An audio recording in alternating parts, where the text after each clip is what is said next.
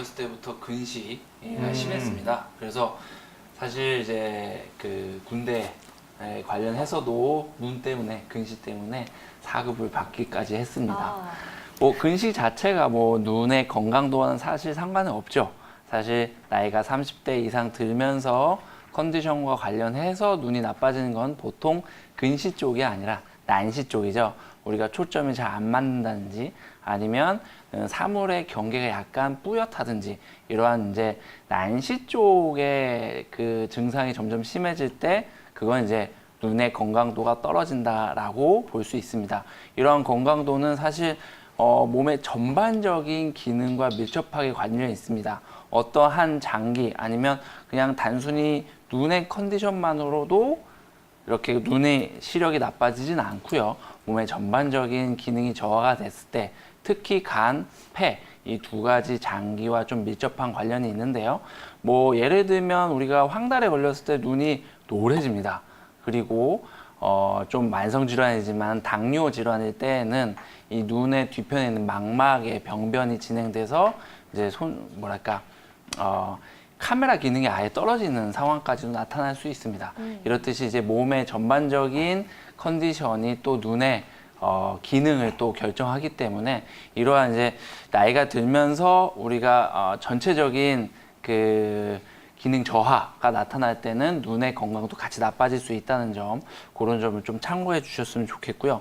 그리고 개인적으로 운동 중에서 이제 여러 가지 이제 탁구 같은 경우 이제 초점을 빠르게 먼 곳과 가까운 곳을 자주 보야 하는 그런 훈련을 하기 때문에 이 탁구 같은 경기나 운동들은 이 눈의 탄력을 개선하는 데 도움이 많이 된다고 합니다.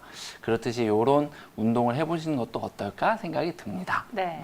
그렇다면 도대체 내 눈 상태가 어땠을 때 내 몸 다른 곳곳에 좀 이상이 있다, 좀 추측을 해보고 싶거든요. 어떤 상태인지 확인을 할 수 있을까요?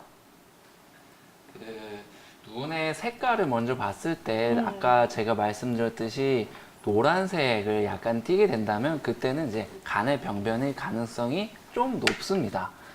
그리고 이제 우리가 나이가 들면서 점차 흰자의 어떤 밝음 그리고 탁함 그런 것들이 좀 짙어지지 않습니까? 또 이제 어린아이의 눈을 보면 흰자가 매우 맑고요. 이런 부분은 이제 우리의 폐 기능을 좀 나타낸다고 합니다. 그러니까 폐 기능이 좀 더 건강할수록 흰자 부분이 맑고요.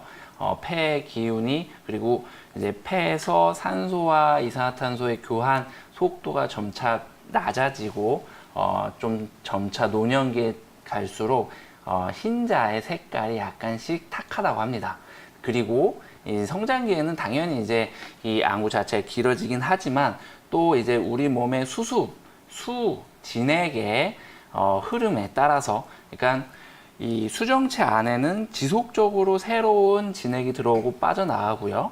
그리고 수정체 밖에도 당연히 이 먼지를 씻겨 내려가기 위해서 이제 체액이 나오고 들어갑니다. 이런 순환이 자꾸 저하되는 상황이면 이 안압 자체가 달라지게 됩니다. 그렇기 때문에 이 안압으로 인해서 뭐 녹내장 여러 가지 질환이 나타날 수 있습니다. 그 말은 이제 우리의 수와 진액의 어떤 이제 조화 그리고 순환 구조가 전체적으로 압력이 잘 유지가 되느냐 그거에 따라서도 눈의 건강도가 또 영향이 미칠 수가 있다고 볼 수 있습니다. 또 반대로 눈물이 너무 많이 나오는 경우에도 이게 질환이 될 수 있잖아요. 이런 경우는 어떤 경우인가요? 예, 특히 노년층에서 많이 나타납니다. 네. 노년층에서 바람이 좀만 불면 눈물이 멈추질 않아요. 그쵸. 이렇게 호소하시는 분들 맞아요. 많습니다. 이런 결국에 이 수정체 바깥을 나오는 이 액들이 나오는 구멍, 들어가는 구멍, 이 나오는 구멍을 이제 누선이라고요. 그리고 들어가는 구멍, 이 부분을 눈앙, 그리고 코 쪽으로 가면 이제 배수관이라고 하는데 이 들어가는 부분이 자꾸 막히게 되면 그 부분이 눈앙 이 부분이 막히게 되면 썩잖아요. 염증이 나타나면 이제 눈앙염이 시작됩니다. 그렇게 되면은 이 나왔던 체액이 다시 들어가지 못하기 때문에 자꾸 눈물이 흐른다는 표현을 많이 사용하시면서 그 통로가 염증이 생기면 눈앙염이라는 이제 염증 질환까지 나타나게 됩니다. 이러한 부분은 사실 우리의 이제 미세한 통로, 미세한 이제 규라고 합니다. 이 통로들이 나이가 들어가면서 이 탄력성이 점차 떨어지면서 퍽퍽해지면서 쉽게 막히기 쉽습니다. 이러한 상황이 이제 우리 몸에서는 진액이 점차 조절이 안 되는 상황까지 이르게 됩니다. 그렇기 때문에 치료는 먼저 이 눈왕의 소통이, 이 점액의 흐름이 잘 소통될 수 있도록 규구를 통하게끔 하는 약제를 사용하여서 치료를 하고요. 동시에 우리의 체액 분포도가 골고루 잘 퍼져나갈 수 있는 한약제를 사용해서 치료를 하게 됩니다. 그렇다면 이준하 원장님, 아무래도 뭐 컴퓨터나 스마트 기기, 디지털 기기의 사용 횟수나 빈도가 많아질수록 일자목 증후군이 나타날 확률이 높아지는 건가요? 예, 그래서 제가 한번 찾아봤습니다. 네. 그 건강보험공단에 들어가서 제가 2011년도 그리고 2016년도 요 두 기간 동안 일자목을 가진 환자분들이 얼마큼 증가했는지 좀 찾아봤는데요. 지금 표에 나오듯이 이제 200만 명에서 200 초반대에서 200 후반대명으로 많이 증가를 하게 되는 걸 보이시죠. 이렇게 일자목의 환자가 늘어나고 있는 이 상황에서 특이한 점은 일자목은 우리 전 국민을 상대로 봤을 때 10대에서 30대에 많이들 계십니다. 그렇게 일자목이 젊은 연령대에 많이 계신 상황이고 동시에 그런 상황에서 일자목을 방치했을 때 40대 때부터는 경추 디스크 발병률이 많아집니다. 그렇기 때문에 이 일자목입니다라는 진단을 받고 그냥 일상생활 좀 신경을 쓰면 좋아지겠지라고 생각을 하시면서 적절한 치료를 놓치게 되면 그게 40대로 넘어가면서 경추 디스크로 진행되는 경우가 많기 때문에 이러한 이제 일자목 진단을 받으신 분들은 좀 더 적극적인 치료를 받으시는 걸 권해드리겠습니다. 그 효과에 대해서 알아보면 좋을 것 같은데요. 이준하 원장님 어떤 효과를 볼 수 있나요? 한약을 통해서 치료를 하면 경추 디스크나 일자목에 도움이 좀 많이 됩니다. 아까 말씀드렸듯이 이 통증을 느끼는 이유는 경추를 둘러싼 근육들이 지나가는 신경 통로를 압박하면서 생기는 통증이 많습니다. 그렇기 때문에 그 주변 근육들이 이완되는 것이 매우 중요하겠죠. 이렇게 주변 근육들을 적극적으로 풀어드리는 약제를 사용하면서 동시에 근육과 인대 자체의 탄력성을 개선하는 약제를 사용합니다. 이렇게 적극적으로 한약을 통해서 치료를 하게 되면 보다 좋은 효과가 나타날 텐데요. 중요한 것은 치료 기간입니다. 이 모든 분들이 동일하게 치료 기간이 적용되는 것이 아니라 만일 이 경추와 어깨 쪽의 통증이 1에서 3개월 정도 사이에 통증을 느끼셨다면 보통 1개월 정도 치료 기간이 예상되고요.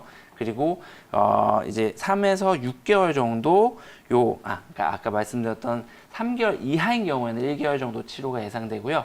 3개월에서 6개월 정도 통증을 느끼셨다면 2개월 정도 치료 기간이 보통 소요되고 그 이상의 통증을 느끼셨다면 3개월 정도 치료 기간을 생각하시는 것이 보다 좋은 결과를 나타낼 수 있는데 도움이 많이 됩니다.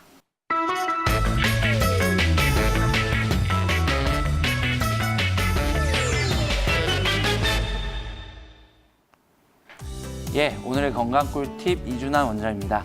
오늘은 방금 이제 상담해드렸던 경추 질환을 이어서 제가 좀 더 보충하는 형식으로 오늘 건강 꿀팁을 이어가겠습니다. 먼저 목이나 어깨 통증을 갖고 있는데 내가 지금 이 상황에서 치료를 받아야 되나 받지 않아도 되는 것인가, 사실 이 점이 좀 헷갈립니다. 그렇기 때문에 이 점을 먼저 짚고 넘어가도록 하겠습니다. 먼저 본인의 손가락 감각이 약간씩 둔해지면서 이런 미세한 세밀한 동작이 약간씩 힘들어진다. 뭐 예를 들면 글씨를 쓰는 거겠죠.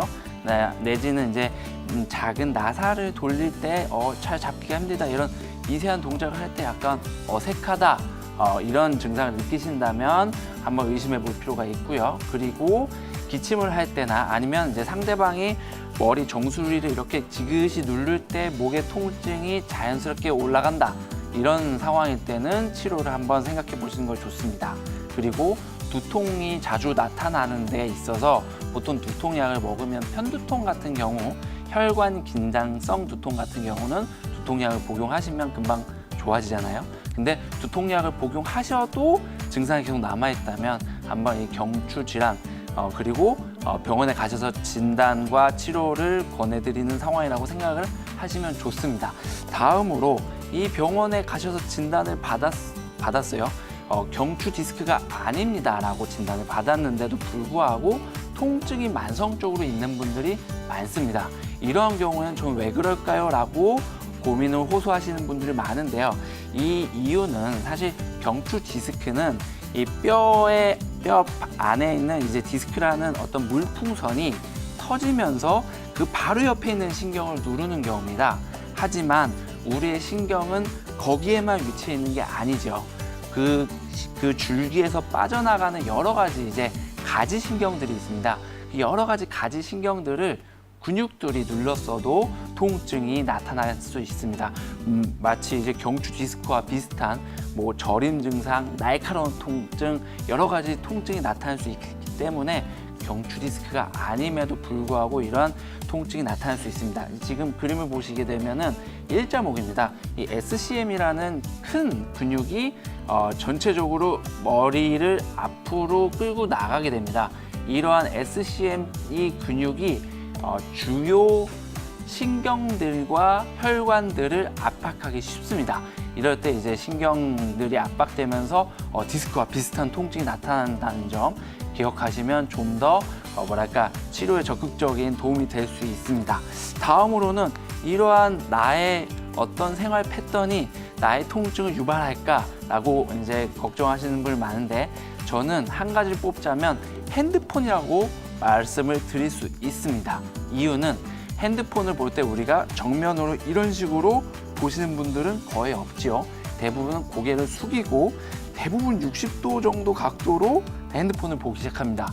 이러한 경우에는 지금 그림에 나와 있듯이 정면을 보실 때는 머리의 무게가 인체의 5kg 정도 하중을 실는 데 비해서 15도 정도 기울게 되면 12kg, 그리고 우리가 흔히 보는 60도의 각도로 보게 되면 그때부터는 30kg에 가까운 하중이 몸에 실리기 때문에 그때부터 경추에는 빠른 피로도 쌓이게 됩니다. 이런 이제 핸드폰을 보는 습관이 매우 경추에 영향을 많이 미친다는 점 꼭 기억해 주시고 가급적 정면, 그렇게 폼은 안 나지만 이렇게 정면을 보시면서 하는 습관, 그리고 책을 보더라도 정면에 책받침을 통해서 보시는 습관이 꼭 필요하다고 봅니다. 그리고 또 많이들 하시는 습관 중에 하나가 이제 소파에 누웠을 때 이 팔걸이, 그러니까 소파 팔걸이에 뒤통수를 대고 이렇게 눕는 분들이 많이 계십니다. 이런 습관들은 이제 일자목을 매우 증가시키기 때문에 이러한 습관들은 교정해 나가시는 것이 좋고요. 그리고 엎드려서 노트북을 하시는 분들이 많습니다. 이러한 경우에도 이제 몸의 근육들, 그리고 특히 이제 경추와 관련된 근육들이 경직되기 쉽습니다. 이러한 습관이 있다면 반드시 고쳐 나가시는 것을 적극적으로 권해드리겠습니다. 다음으로는 이러한 이제 통증과 질환이 있을 때 한방 치료가 어떤 점이 있을까, 이런 거에 대해서 말씀을 드리겠는데요. 아까 설명 워낙 자세히 해주셨기 때문에 제가 간단하게 말씀을 드리겠습니다.